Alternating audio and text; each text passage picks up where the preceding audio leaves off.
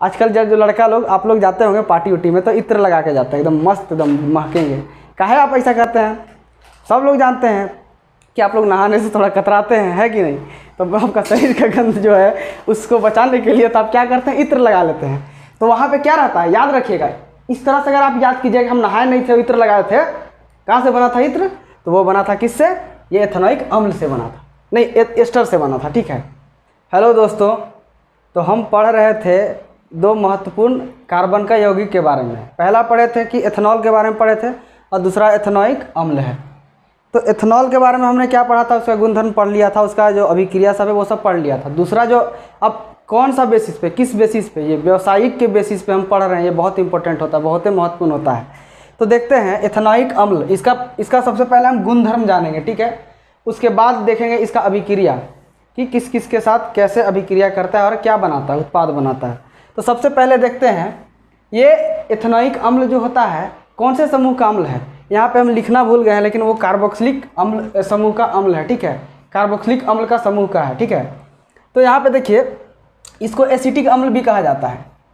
सवाल में पूछ देगा आपको कि एथेनॉइक अम्ल को और क्या कहा जाता है, किस नाम से जाना जाता है, तो आप उसको बोल दीजिएगा एसिटिक अम्ल के नाम से भी जाना जाता है, ठीक है। एसिटिक अम्ल के नाम से भी जाना जाता है।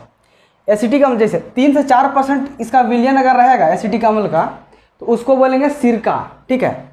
देखिए ये सिरका, ये बहुत इंपॉर्टेंट है, आपसे पूछ दिया जाएगा कि सिरका किसे कहा जाता है, तो आप इसका जवाब दीजिएगा कि 3 से 4% का जो विलयन होता है एथेनॉइक अम्ल का विलयन, उसको क्या कहा जाता है, उसको कहा जाता है सिरका, ठीक है।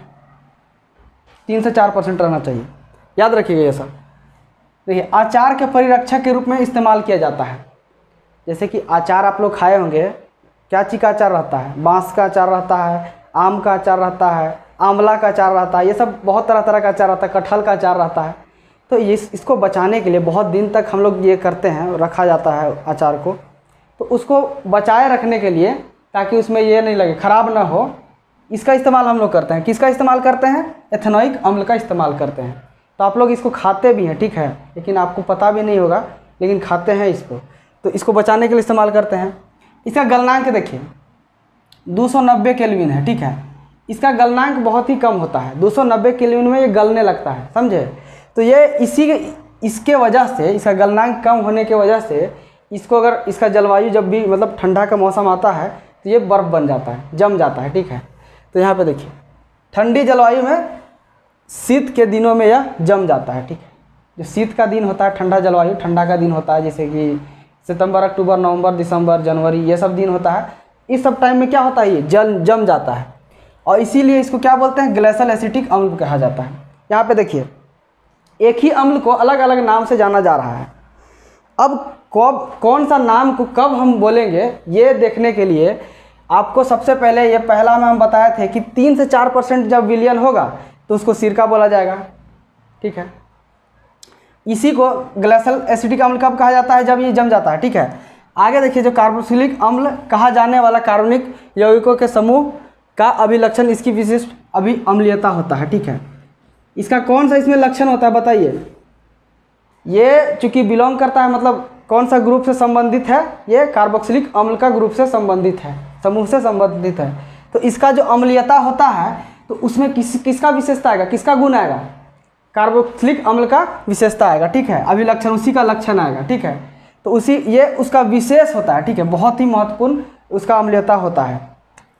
आगे देखते हैं कि कार्बोक्सिलिक अम्ल दुर्बल अम्ल होते हैं। दुर्बल अम्ल के बारे में हम आपको बताए थे पहला क्लास में जब रिएक्शन पढ़ा रहे थे तब। तो दुर्बल अम्ल किसको बोलते हैं, जो पूरी तरह से किसी भी के साथ अभिक्रिया नहीं करे।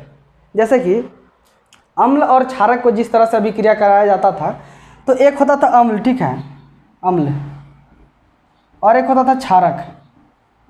तो क्या बनाता था, ये नमक बनाता था, लवण बनाता था और जल बनाता था, ठीक है, लवण और क्या बनाता था, जल, ठीक है। तो यहाँ देखिए जब भी हम अम्ल और क्षारक को अभिक्रिया कराते थे तो क्या बनाता था, लवण और जल बनाता था, मतलब पूरी ख़त्म हो जाता था। ये दोनों अभिक्रिया करता था, दोनों ही लवण या जल बन जाता था, दोनों बन जाता था, बाकी कुछ नहीं रहता था, ना अम्ल बचता था ना क्षारक बचता था। इसका कहने का मतलब क्या हुआ कि ऐसा तभी होता है जब दोनों प्रबल होता है, ठीक है। जब दोनों प्रबल है तो ये कंप्लीटली पूरी लवण बन जाएगा, पूरी जल बन जाएगा, एक को नहीं बचेगा। लेकिन अगर एगो दुर्बल हो गया, ठीक है, एगो अगर दुर्बल हुआ तो क्या होगा, जो चीज़ वह दुर्बल है, जैसे अम्ल अगर दुर्बल है, ठीक है,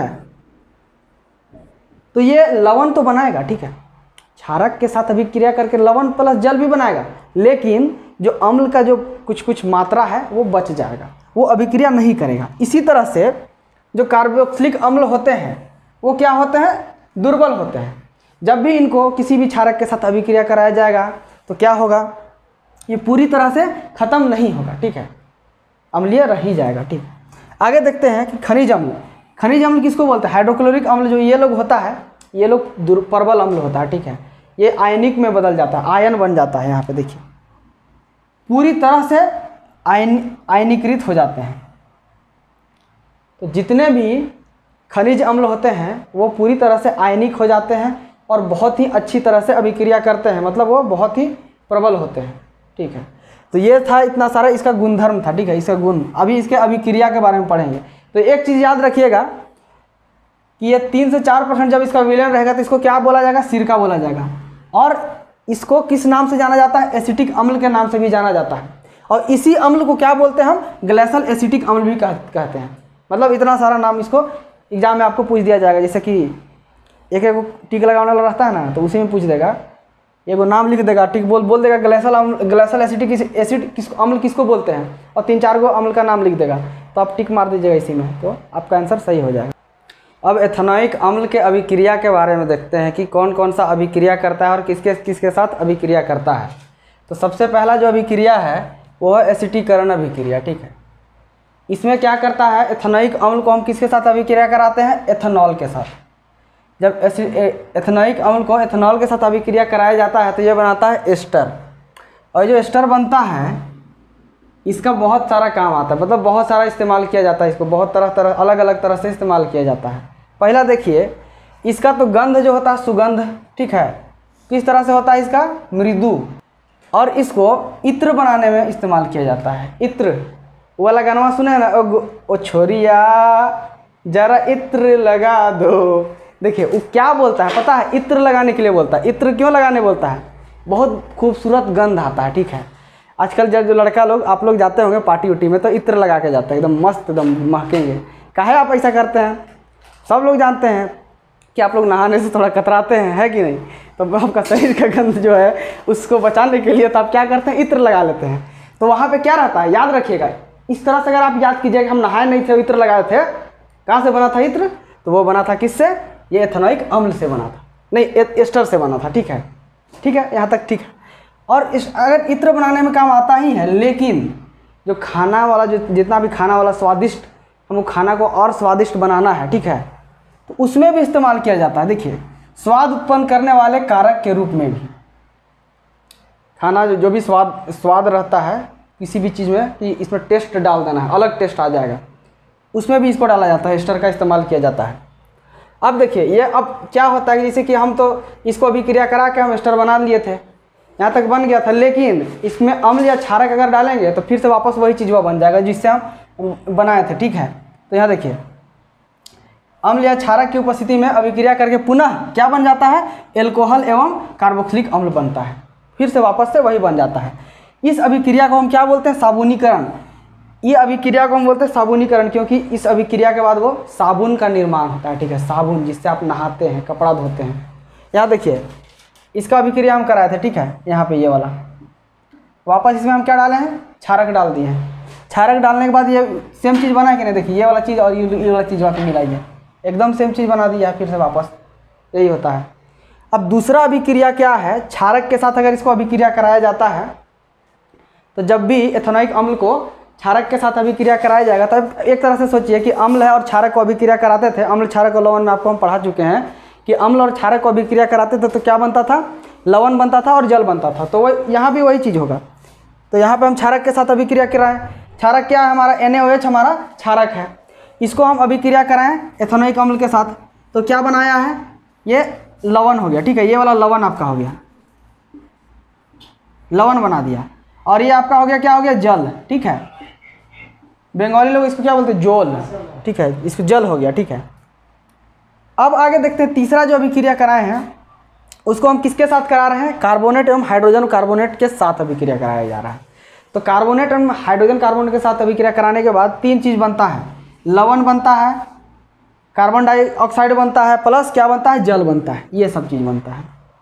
तो देखिए ये क्या है आपका एथेनोइक अम्ल है, किसके साथ अभिक्रिया कराया गया है, कार्बोनेट के साथ। किसके कार्बोनेट के साथ, सोडियम कार्बोनेट के साथ अभिक्रिया कराया गया। सोडियम कार्बोनेट के साथ अभिक्रिया कराया तो ये वाला जो पार्ट है आपका, ये कौन सा पार्ट है, ये आपका है लवण बना है, ठीक है, ये आपका है लवण, लवण। और ये वाला बना है, जल बन गया, जल, ठीक है। और ये हो गया कार्बन डाइऑक्साइड, ठीक ना, हो गया। अब हम क्या किए, हाइड्रोजन कार्बोनेट के साथ अभिक्रिया किया। हाइड्रोजन कार्बोनेट में क्या होता है, जो कार्बोनेट है उसमें हाइड्रोजन रहता है, ठीक है, ये वाला। तो इसके साथ जब अभिक्रिया कराया गया तो तब पर भी क्या बना, लवण। देखिए ये लवण है, ये लवण बन गया। और ये वाला हो गया जल, और ये वाला हो गया कार्बन डाइऑक्साइड। ये सब फॉर्मूला भी याद रखिएगा, पूछ देगा 1-2 नंबर वाला में, ठीक है। तो फॉर्मूला याद करना बहुत ज़रूरी है। और इत्र वाला तो भूलिएगा मत आप, ठीक है, नहीं भूलिएगा कभी। तो इतना सारा था इसका अभिक्रिया, खत्म। मुकेश जी आ गए हैं।